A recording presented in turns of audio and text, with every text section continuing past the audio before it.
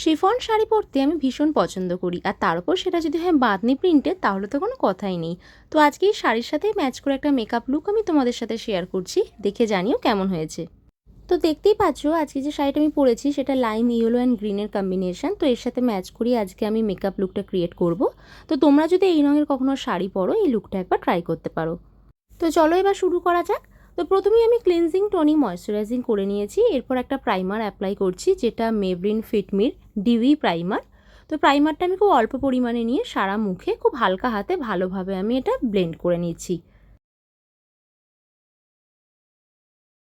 এরপর চলে যাব কালার কারেকশানে। তো কালার কারেকশান বলতে দেখতেই পাচ্ছ আমার এখানে যে অ্যাকনে মার্কস রয়েছে সেটা একটু হাইড করতে হবে। তো তার জন্য আমি এখানে একটা লরিয়েলের ফুল কাভারেজ কনসিলার ইউজ করছি, যেটা ভীষণ সামান্য পরিমাণে নেব।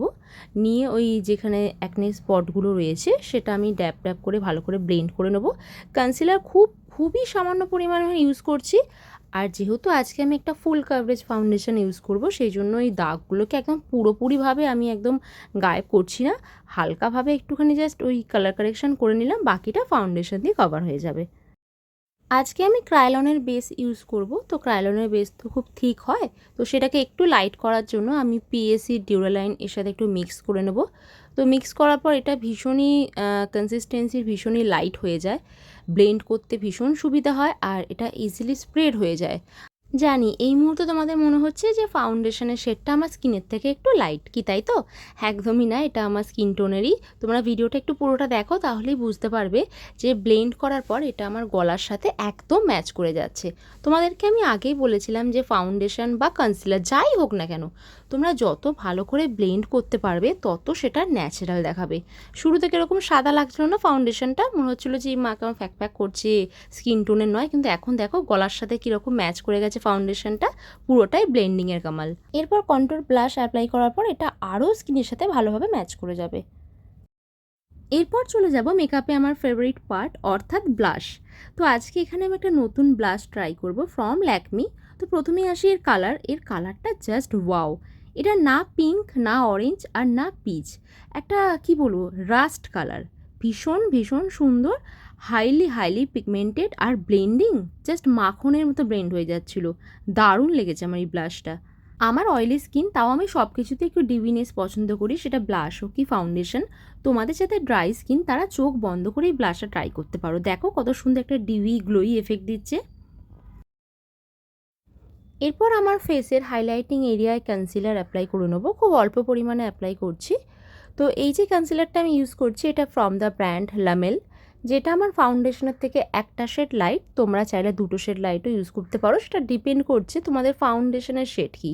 যদি ফাউন্ডেশন খুব ডার্ক হয় সেক্ষেত্রে কনসিলারটা লাইট ইউজ করতে হবে, আর যদি ফাউন্ডেশন স্কিন টোনের সাথে ম্যাচ হয়ে থাকে সেক্ষেত্রে একটা শেড লাইট ইউজ করলেই হয়ে যাবে। তো কনসিলারটা হালকা হাতে আমি বিউটি ব্লেন্ডার দিয়ে ব্লেন্ড করে নিচ্ছি।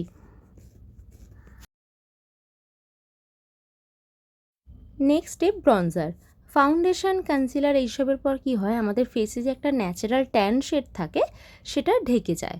তো ফেস ডাইমেনশনের জন্য ব্রঞ্জিং কিন্তু মাস্ট। আমি এখানে আলাদা করে কোনো কন্ট্রোর করিনি, আমি ব্রঞ্জিং শেডটা দিয়েই কন্ট্রোর ব্রঞ্জিং দুটোরই কাজ করে নেব।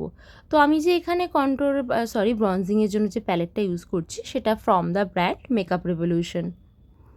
দেন আমি একটু পাউডার ব্লাশ অ্যাপ্লাই করে নেবো এই ক্রিম ব্লাশের ওপর। তো এই ব্লাশটাও from the brand Makeup Revolution, যেটা আমার ভীষণ ভীষণ পছন্দের। এর আগে তোমরা দেখেছো আমি বহুবার এটা ইউজ করেছি। তো এটাতে হাইলাইটার মিক্স আছে, মানে এটা হাইলাইটার ব্লাশ দুটোরই কাজ করে। একদম ক্লোজ আপে দেখাচ্ছি, দেখো কি সুন্দর শাইন দিচ্ছে না। এরপর একটু পাউডার দিয়ে আমি আমার বেসটা সেট করে নেব। তার আগে আন্ডার আই কনসিলারটা আমি একটু ব্লেন্ড করে নেবো, কারণ আন্ডার আইতে কনসিলারটা আমি 2-3 মিনিট আগে অ্যাপ্লাই করেছিলাম। তো তাতে কোনো রকম যাতে ক্রিজ লাইন না থাকে সেই জন্য ব্লেন্ড করে আমি পাউডার অ্যাপ্লাই করছি। এখানে আমি কে বিউটির কম্প্যাক্ট ইউজ করছি, আর পাউডারের জন্য আমি একটা বিগ ফ্লাপি ব্রাশ ইউজ করছি। যখন অল্প পাউডার আমরা ইউজ করি সে সময় বিগ ফ্লাপি ব্রাশে করে পাউডার লাগানোটাই আমার মনে হয় ভালো, কারণ তাতে অল্প প্রোডাক্ট সারা মুখে খুব ভালোভাবে ছড়ানো যায়। এই দেখো নাকটা কেমন ভোঁতা ভোঁতা লাগছে, পরে মনে পড়লো আমি তো নোজ কন্ট্রোল করতেই ভুলে গেছি। তো যাই হোক, বেস মেকআপ আমার ডান, এবার আসা যাক মেন কাজ, মানে হচ্ছে আই মেকআপে।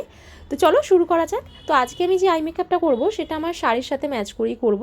তো কোন আই শ্যাডো প্যালেট ইউজ করছি, কী শেড আমি ইউজ করছি সমস্তটাই চেষ্টা করব ডিটেলসে তোমাদেরকে বলার। তো আর দেরি না করে চলো শুরু করা যাক। তো একটা চোখে আমার আই মেকআপ ডান, এবার এটাই আমি অন্য চোখে তোমাদেরকে করে দেখাবো। তো প্রথমেই দেখো আই মেকআপ করার আগে আমি আন্ডার আইতে একটু লুজ পাউডার দিয়ে সেট করে নিচ্ছি।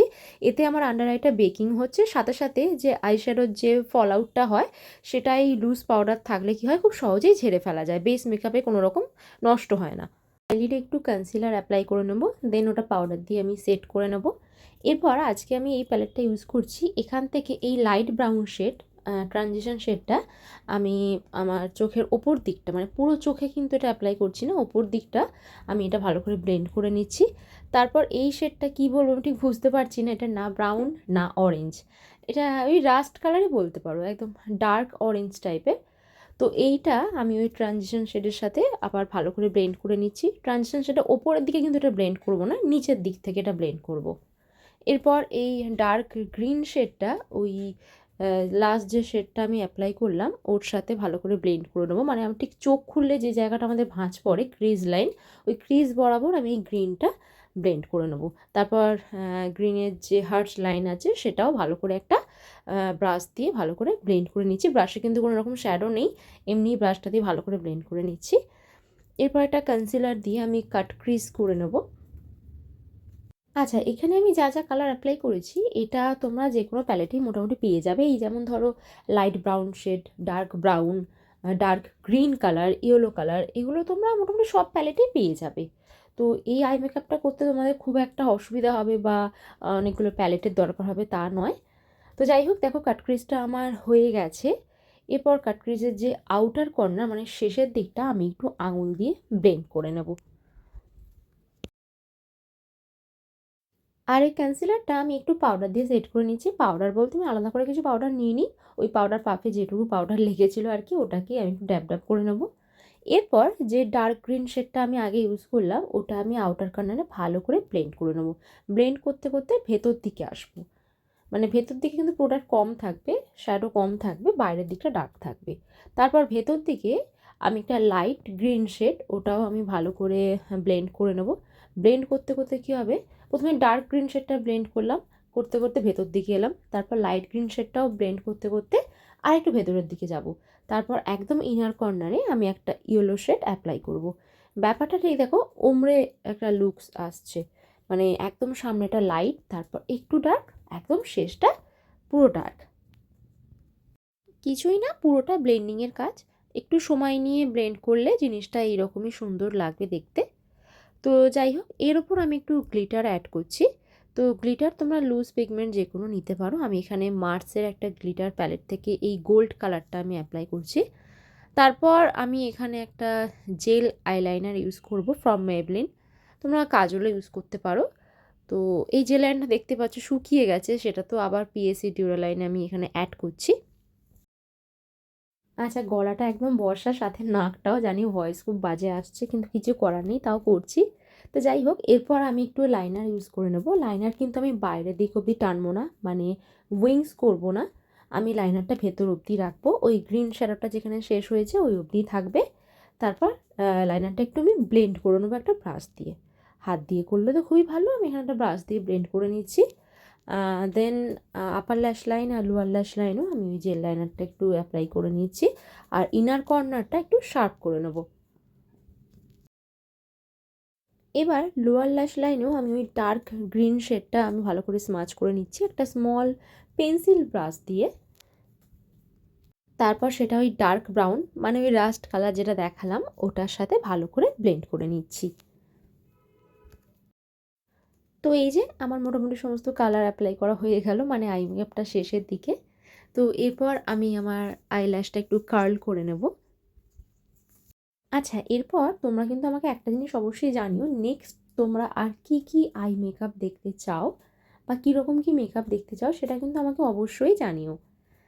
তো যাই হোক, আইল্যাশ কার্ল করে নেওয়ার পর আমি এখানে মাস্কারা ইউজ করে নিচ্ছি। মাস্কারা আমি দুটো ইউজ করি, ও এখন দুটো ইউজ করছি, মানে আপার ল্যাশ লাইনের জন্য আমি ফেসেস ক্যানাডার মাস্কারা ইউজ করছি, আর লোয়ার ল্যাশ লাইনের জন্য আমি লরিয়েলের এই মাস্কারাটা ভীষণভাবে ভলিউম দেয়, কিন্তু ওই এটাকে তুলতে যান বেরিয়ে যায়। কিন্তু লোয়ার ল্যাশ লাইনে আমি সব সময় এইটাই অ্যাপ্লাই করি। তো মোটামুটি আই মেকআপ তো আমার হয়ে গেছে, মোটামুটি কি হয়েই গেছে, কিন্তু একটা জিনিস ছাড়া তো আমার আই মেকআপ একদম ইনকমপ্লিট থেকে যায়, সেটা হচ্ছে ফলস আইল্যাশ। তো এখানে আমি ফলস আইল্যাশ ইউজ করে আমার আই লুকটা পুরোপুরি একদম কমপ্লিট করে নেব। তোমরা যারা ফলস আইল্যাশ পরতে পছন্দ করো না বা পরতে পারো না, সেক্ষেত্রে তোমরা মাস্কারাটা 2-3 কোট অ্যাপ্লাই করো, তাহলেই হয়ে যাবে, সুন্দর লাগে। আমি সিঙ্গেল কোট মাস্কারা অ্যাপ্লাই করি, কারণ যেহেতু আমার ল্যাশ থাকে, ফলস ল্যাশ থাকে। তো এরপর দেখো আমি ইনার কর্নারে একটু হাইলাইটার ইউজ করে নিচ্ছি। আচ্ছা, আই মেকআপটা কেমন হয়েছে এটা কিন্তু আমাকে অবশ্যই জানিও। জানি তোমরা জানাবে না, তবুও আমার বলার কর্তব্য আমি বলে দিই। আর আমি সাজতে ভালোবাসি আর তোমাদেরকে সেই সাজ দেখাতে ভালোবাসি, তাই দেখাই চেষ্টা করব আরও ভালো ভালো কিছু সাজ তোমাদেরকে দেখানোর। যাই হোক, এরপর আসা যাক লিপস্টিকে, যেটা ছাড়া মেকআপ একেবারে ইনকমপ্লিট। তো প্রথমেই আমি আমার লিপ লাইন ড্র করে নেবো। তার জন্য একটা লাইনার পেন্সিল আমি ইউজ করছি ফ্রম নাইকা, আর লিপস্টিকে আমি ইউজ করছি মেবলিনের। শেডটা তোমাদেরকে আমি এখন বলতে পারছি না, তোমাদেরকে আমি দেখিয়ে দেবো। তো একটা ওমরে টাইপের আমি লিপস ড্র করেছি এখানে, দেখো মানে ভেতর দিকটা একদম নিউড থাকবে, লাইট শেড, আর বাইরের দিকে লিপ লাইনারটা একটু ডার্ক লিপ লাইনার, তো সেটা আমি ভালো করে একটু মম করে স্মাচ করে নিয়েছি। কি সুন্দর লাগছে না শেডটা, কি ভালো লাগছে না? মোটামুটি হয়েই গেল মেকআপটা একদম শেষের দিকে। তো আই মেকআপের আগে আমি যে লুজ পাউডার অ্যাপ্লাই করেছিলাম সেটা আবার একটা ব্রাশ দিয়ে ভালো করে বসিয়ে নিচ্ছি, আর এক্সেস যা আছে সেটা আমি ছেড়ে ফেলছি। তারপর একটা সেটিং স্প্রে আমি সারা মুখে ভালো করে স্প্রে করে নেব। সেটিং স্প্রেটা ফ্রম ফেসেস ক্যানাডা, ভীষণ ভালো, এটা হাইড্রেটিং একটা সেটিং স্প্রে, যেটা মেকআপটাকে একদমই ড্রাই করে না, ভীষণ সুন্দর। তারপর সেটাকে আমি ভালো করে ড্রাই করে নিচ্ছি একটা ছোট্ট কুচকু মিনি ফ্যান দিয়ে। ফ্যান ট্যান কিছু লাগে না, কিন্তু আমাকে তো চটজলদি ড্রাই করতে হবে, কারণ তোমাদেরকে নেক্সট স্টেপও দেখাতে হবে, সেই জন্যই ফ্যানটা ইউজ করছি। যাই হোক, তারপর একটু হাইলাইটার আমি অ্যাপ্লাই করে নিচ্ছি ফ্রম মেবলিন। মেকআপ তো আমার একেবারে ডান, এবার তোমাদেরকে একদম ক্লোজ আপে দেখাই এর ফিনিশিংটা কেমন এসছে। তো দেখো, আমার গলার সাথে মুখের কোনো রকম তফাৎ খুঁজে পাচ্ছ? পুরো আমার স্কিন টোন যা, আমার মেকআপের টোনটা কিন্তু সেম এক রয়েছে। পুরোটাই হচ্ছে ব্লেন্ডিংয়ের কামাল, যেটা শুরুতেই বলেছিলাম। তো যাই হোক, দেখা হচ্ছে পরের ভিডিওয়ে। আজকের মতো বাই।